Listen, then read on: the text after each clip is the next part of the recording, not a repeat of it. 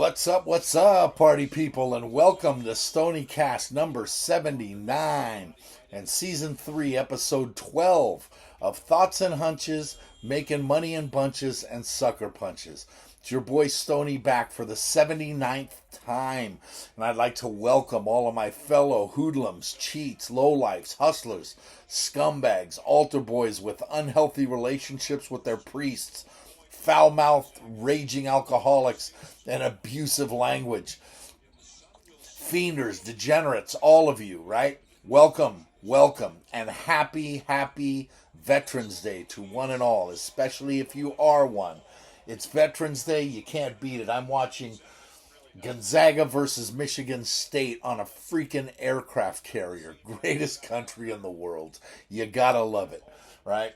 Anyway, happy Veterans Day, whether you're a veteran or not.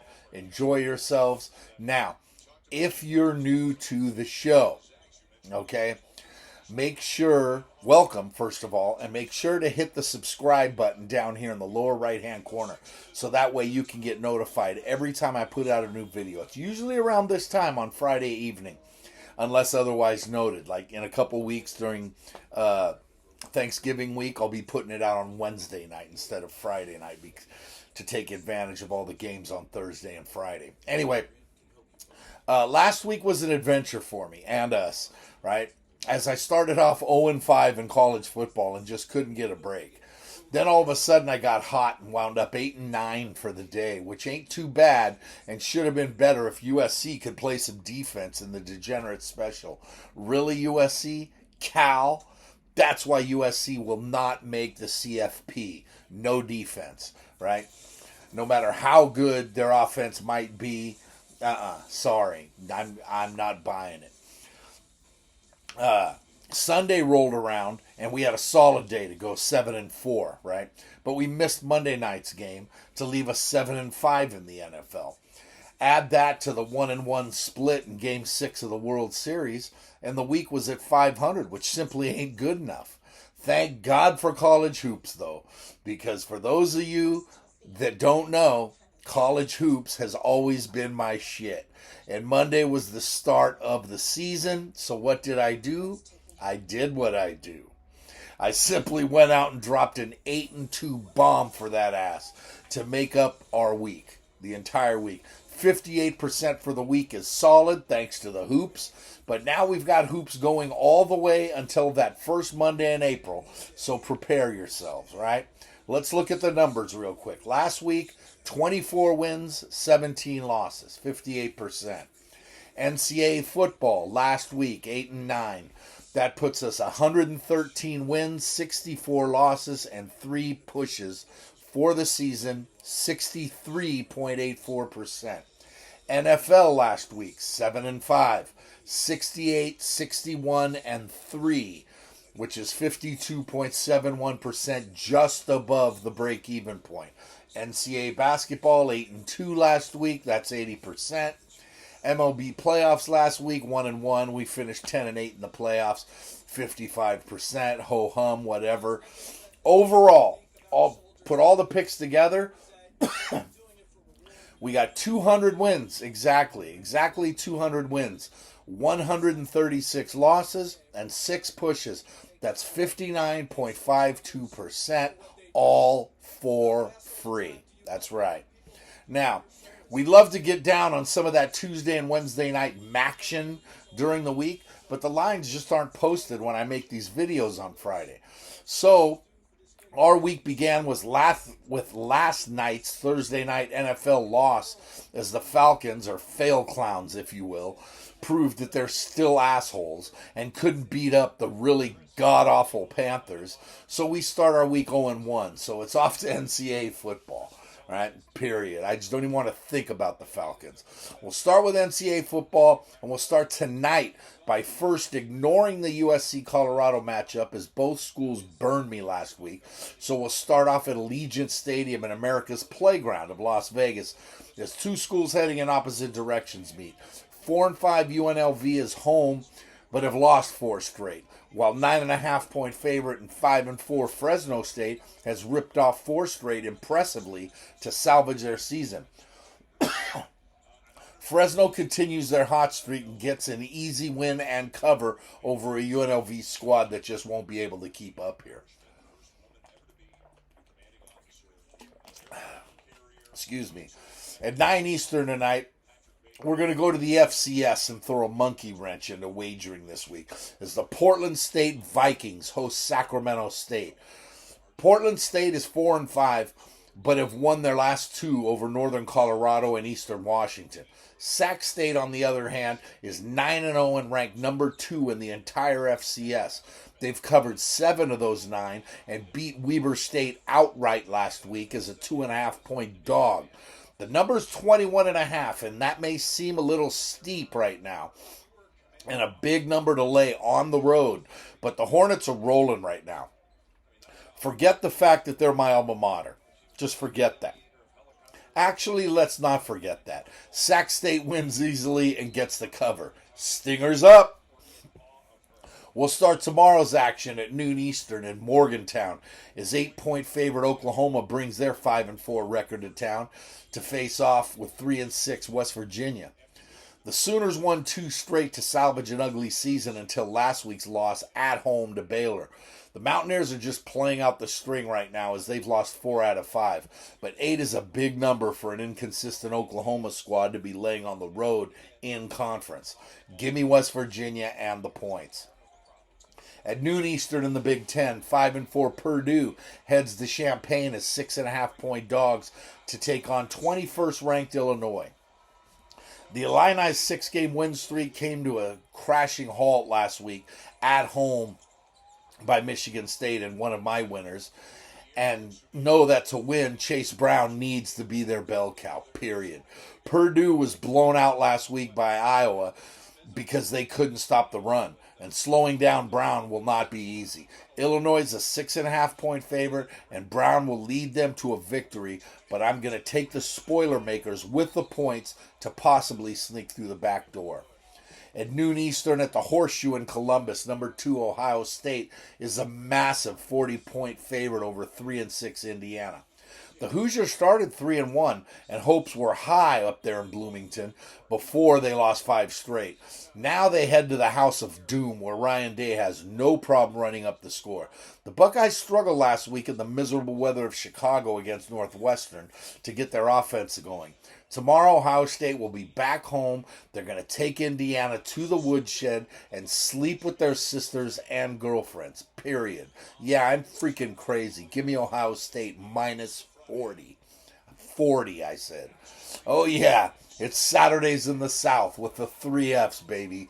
Family, football, and family, faith, and football. In that order. Here come 3 straight SEC matchups for you, and we'll start at noon Eastern here in Music City as 24th-ranked Kentucky comes to town with a 6-3 record as 18-point favorites to blow out 3-6 Vanderbilt. The problem is that Kentucky has struggled lately, and Vandy has played tough enough the last few weeks. Now, I'm not saying the Commodores win this game, but they will cover. Way too many points. At noon Eastern, just 2.5 hours east of the Vandy UK game, 4-5 Missouri travels to Knoxville to take on 5th-ranked Tennessee. Mizzou hasn't been nearly as bad as most expected this year, and some might say surprisingly good, but heading into the House of Horrors is never easy, and especially tomorrow following Tennessee's loss in Athens last week. Mizzou will take the brunt of the Vols' frustration, and his 20-point home chalk, it won't matter when UT hangs 50 on the Tigers. Give me the Vols on good old Rocky Top, Tennessee. Also at noon Eastern in Fayetteville, 5-4 Arkansas is a 3-point home dog, and they welcome an obscenely overranked number 7 LSU. Yeah, sure, they beat Alabama, but that was in the Bayou, and everyone knows that the Chinese Bandits don't fare well on the road. Arkansas is coming off their most embarrassing loss of the season, and they look tired. So I expect them to bounce back strong at home to keep LSU at bay. Give me the home dog. The last noon Eastern game we're going to touch is in Annapolis. Try saying that quick enough. Is in Annapolis as 6-3 and 20th ranked Notre Dame heads to town to take on 3-6 Navy. The Irish had their biggest win of the season last week in a blowout of Clemson. and now they take on the midshipmen, who are always known for their defense. So is Notre Dame, though. The Irish are a big 15.5-point road chalk, it's gone all the way up to 17 now. It opened there, but now it's all the way up to 17. Road chalk, but in a defensive slugfest, I'm going to take the Middies at home to keep it close, though Notre Dame does get the W. At 3:30 Eastern in the ACC, 6-3 Louisville heads east to take on 10th ranked and 8-1 Clemson. Normally this would be a logical play of Clemson coming off a blowout loss, but I'm just not seeing it here. It's impossible to see how either Clemson quarterback has any confidence right now after getting humiliated by Notre Dame last week. Louisville has strung together 4 straight wins very quietly and has surprisingly played very well on defense this year. Clemson's defense should carry them to a win, but it won't be easy. I like the Cards in my lock of the week. At 3:30 Eastern in the Big 12, 4-5 Iowa State heads to Stillwater to take on 6-3 Oklahoma State. A month ago, Okie State was a top 10 team, but now they've lost 4 out of 5 and have 2 banged-up quarterbacks. Iowa State snapped their 4-game skid last week and now find themselves 1.5-point road favorites. I like the Clones here, as Okie State is a hot mess right now. 1917 Michigan State midway through the first half on the aircraft carrier. At 3:30 Eastern in the Big 10, 3-6 Nebraska travels to Ann Arbor to try and shock the world against third-ranked Michigan. Nebraska's disastrous season turned around with a couple wins last month, but have since lost 3 straight, and now have to figure out how to slow down Michigan's unbelievably potent ground attack. The Wolverines will run all over the Huskers, but can they cover 31? I think Nebraska can do enough to come in under the number in the Big House, catching all those points. Road Dog. Also in the Big Ten at 3:30 Eastern, 6-3 Maryland heads the State College as 10-point dogs to challenge 14th ranked Penn State. Maryland pisses me off last week. They really pissed me off by losing in Madtown, and now they have to win in Happy Valley. Penn State's only 2 losses were to Ohio State and Michigan. They've cruised past everyone else and will cruise tomorrow. Take the Nittany Lions and lay them. 10. That's what I said. 10. Sorry. Didn't know if I gave you that number. Back to the SEC in 3:30 Eastern. We have a really good matchup as 11th ranked Ole Miss hosts number 9 Alabama. The 7-2 Tide are still loaded, and now's the time to buy low on them, right? Both of their losses came on the last play of the season, right? Or last play of the game to Tennessee and LSU, which is unacceptable, losing to those punks. Now they're in the Grove against the Rebel squad that also lost to LSU, which again is just unacceptable. Now they're catching 12 at home. I like Bama, but I like Ole Miss as double-digit home dogs here. Also at 3:30 Eastern, we have a rare American Athletic Conference matchup that features 2 ranked teams. 22nd ranked and 7-2 Central Florida heads to New Orleans to take on 8-1 and 17th ranked Tulane.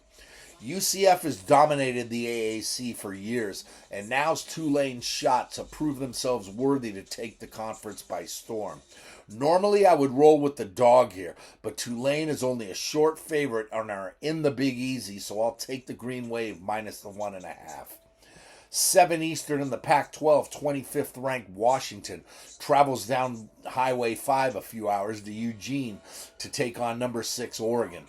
This is a great matchup. The Ducks lost their opener to Georgia on the road and have since ripped off 8 straight, blasting everybody. UW is very dangerous, and like Oregon, they've improved every week. Oregon is a very large 13.5-point favorite and will win this one, but I like the Huskies and Michael Penix Jr. to slip through the back door. At 7 Eastern in the Big 12, a very good matchup as number 19 Kansas State heads south to Waco to take on 6-3 Baylor. K-State beat the doors off Oklahoma State 2 weeks ago, but that was sandwiched around losses to Texas and TCU. Get used to hearing that, Texas and TCU. Baylor, on the other hand, is 6-3 also after ripping off 3 straight W's. I like Baylor minus 2.5 at home, with the only question that they don't look ahead to TCU and Texas in the next 2 weeks as they attempt to defend their Big 12 championship. K-State was hot earlier and still ranked, but not after tomorrow once Baylor takes it to them.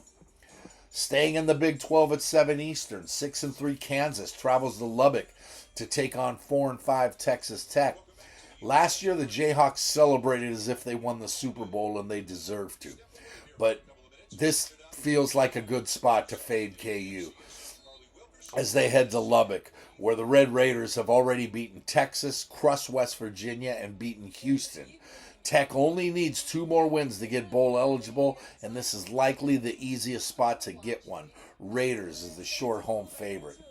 7:30 Eastern in the ACC, 15th ranked North Carolina heads to Winston-Salem with a spot in the ACC championship in store to take on 6-3 Wake Forest. Clemson's already in on one side of the ACC championship. Carolina should be the second team in.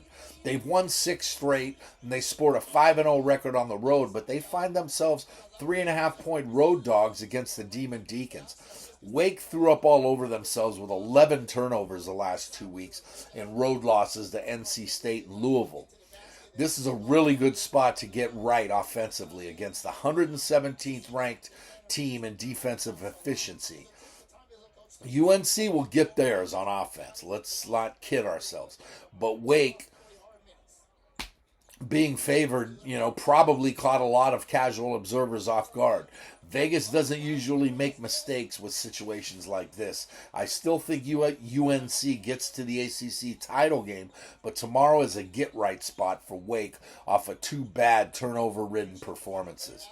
Back to the Big 12 at 7:30 Eastern, and we had number 4 TCU versus 18th ranked Texas in the biggest matchup in the conference this season. The Horned Frogs have their eyes set on a CFP berth, period. But Austin hasn't been kind to the Red Raiders over the years. Now they're 7-point dogs. Well, of course they are, because the Horns have been hot.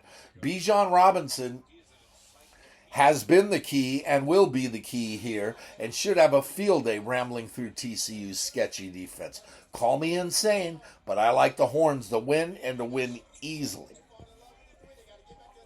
At 8 Eastern in the ACC, 6-3 Florida State looks to continue their hot streak as they traveled upstate New York and take on suddenly ice-cold Syracuse. After a 3-game losing streak against the ACC's best, the Noles have 2 straight blowout wins over Miami and Georgia Tech.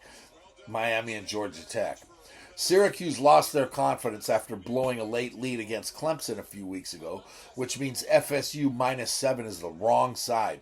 Give me the Cuse at the Dome as the home dog barks.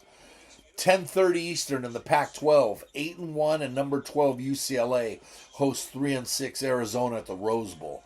The Bruins are 20-point favorites looking for a spot in the Pac-12 title game and a possible rematch with Oregon, their lone loss. Zona cannot stop the run, and UCLA is 7th in the nation and tops in the Pac-12 with 242 yards per game on the ground. Last week, the Bruins rushed for 402 yards and a 50-36 win in Tempe against ASU. Now they're home against the inferior Arizona school. Bruins continue to roll. At 11 Eastern, the Degenerate Special of the Week, once again, takes place on the island of Oahu, as 4-5 Utah State is an 11-point favorite over 2-8 Hawaii. The Rainbow Warriors have dropped 3 straight and 4 out of 5, but they've covered 3 of those 5. The Aggies, on the other hand, they've won 3 out of 4, and a win gets them 1 win away from bowl eligibility. They'll get it and the cover here on the late night in Stony Lulu. Real quick, for those of you that are new, the Degenerate Special is the last play of the night on Saturday night. If you're having a rough day on Saturday, or I'm having a rough day on Saturday, you fire on the Degenerate Special. Usually a Hawaii game or 2 shitty teams playing each other to get right. The late night get right or the degenerate special, right? You fire on that one to get you back to even for the week, so you'll be prepped for Sunday. Now, if you've had a big week, you can let all your winnings ride and double up on Saturday night. Hence, the degenerate special. 23 college football plays may seem like a lot, but not where there's value there. Now it's off to the NFL, where you left coasters have to get up early, because at 9:30 Eastern, 6:30 on the left coast, 6-3 Seattle takes on 4-5 Tampa Bay. Seattle's won 4 straight, all by double digits. And while this may be a long trip for the Seahawks, defenses and running games travel well. Tampa has the worst rushing offense in the league, with a dink and dunk offense against a very young and aggressive defense. Makes me say, take the Hawks plus the 2.5, then head to the ticket window and collect your chicken dinner. Yeah. At 1 Eastern in Buffalo, the 7-1 Vikings come to town to face the 6-2 Bills in a matchup that could theoretically be a Super Bowl preview. The issue, though, is Josh Allen's elbow. He didn't practice today, so he ain't going to go Sunday, period. Hence, the 3.5-point number as Case Keenum takes the reins.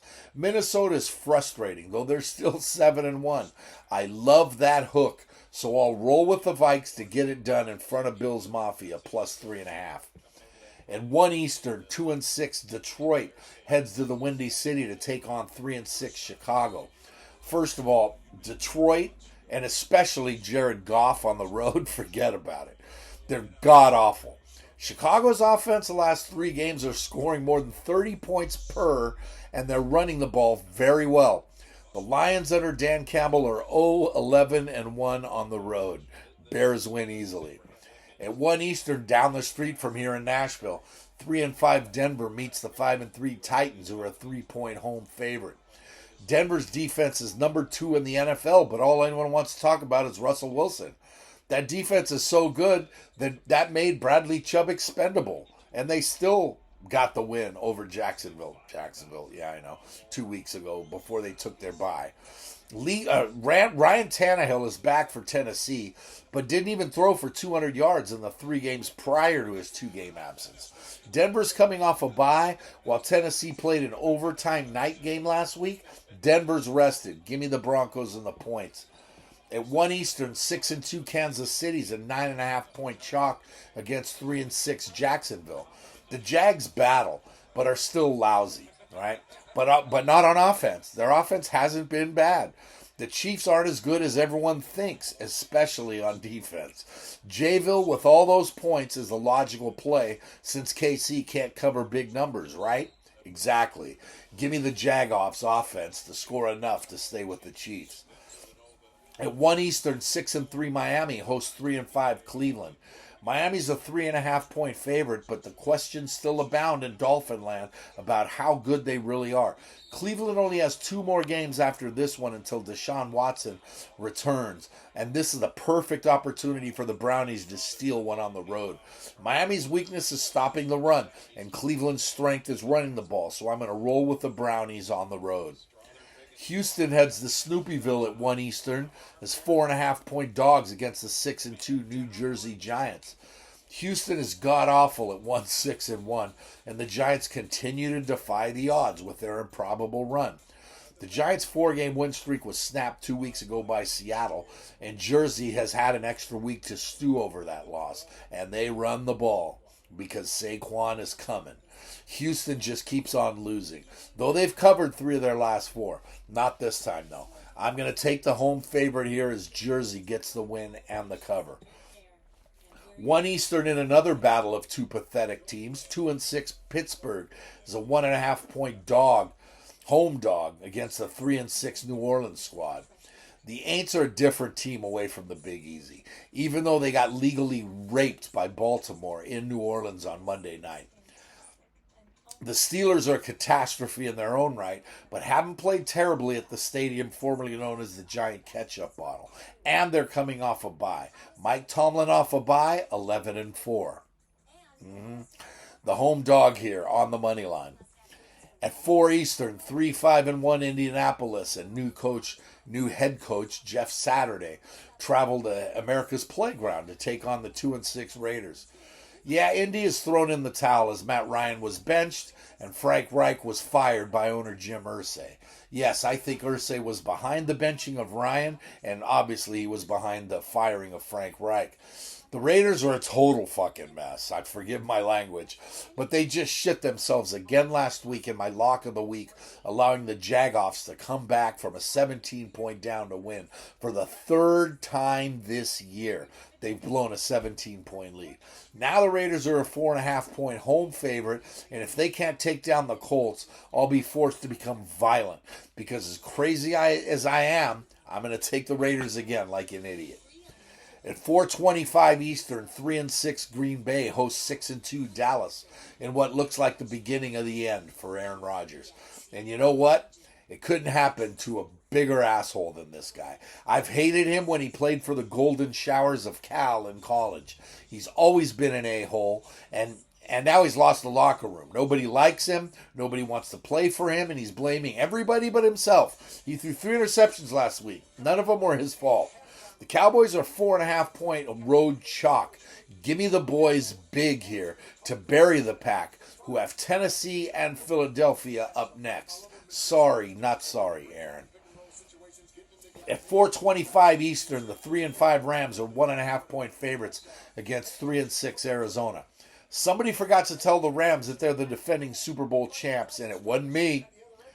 I was the one that said after they won the Super Bowl last year that they would be the most forgotten Super Bowl champ in history, and it's easy to see why.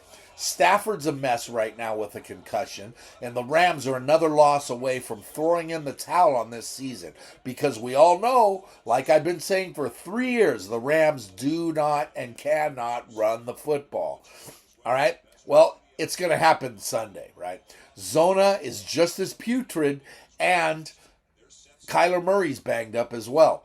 But for some reason, they play better away from the Valley of the Sun. So I'm going to roll with the Cards to begin the burial process of the defending champs. At 8:20 Eastern Sunday night, the 5-3 Chargers go up 101 to Silicon Valley to take on the 4-4 Niners. The Chargers continue to frustrate, but are somehow 5-3 after winning 4 of their last 5. 3 of those wins were by a field goal or less, and the loss was a blowout at home to Seattle. The Niners are already 0-2 against the AFC West, but after crushing the Rams 2 weeks ago, they needed last week's bye to get healthy. Now that they are, Las Vegas likes them to the tune of a 7-point home favorite. I disagree. Niners win, Chargers cover. Finally, on Monday Night Football, the 4-5 Commando Skins travel to the city of brotherly love. Philadelphia in Greek means city of brotherly love, to take on the NFL's last unbeaten team, the 8-0 Eagles. Philly's the worst unbeaten team in league history, playing a schedule that any top 10 college team would have a winning record against. Washington battles but loses. Sound familiar? Philly wins. Washington covers to get us to the Monday night chicken dinner to close out the week.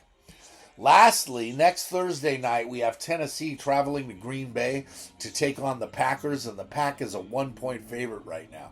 As usual, if this line moves above Green Bay -2 or drops below a pick'em, this pick will be null and void. In the meantime, though, how can I not take the Titans in this spot?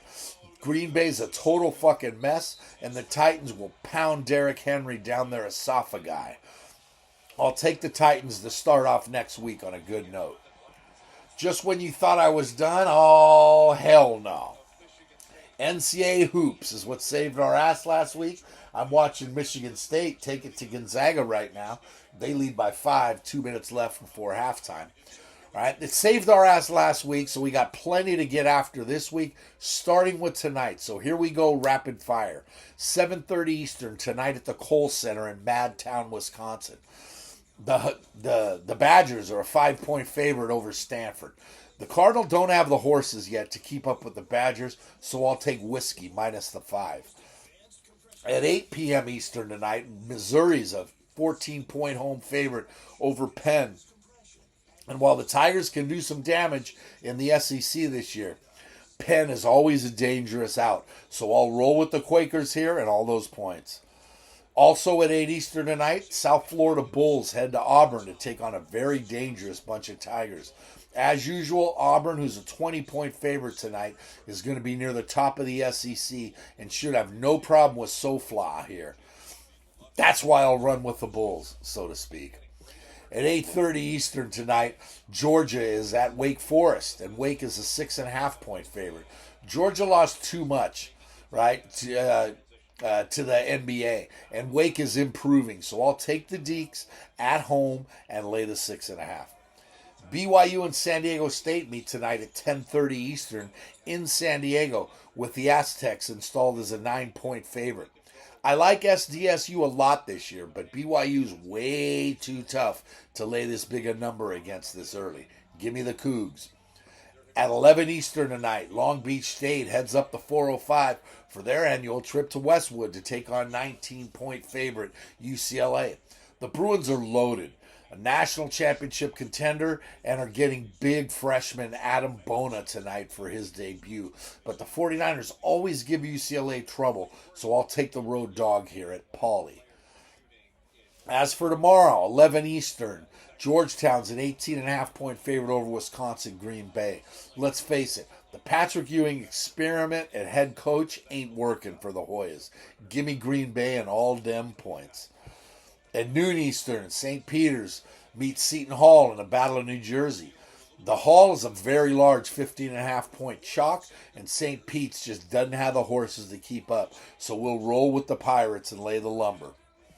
At 1 Eastern, Wright State heads to Louisville to take on the Cardinals at the KFC Yum Center.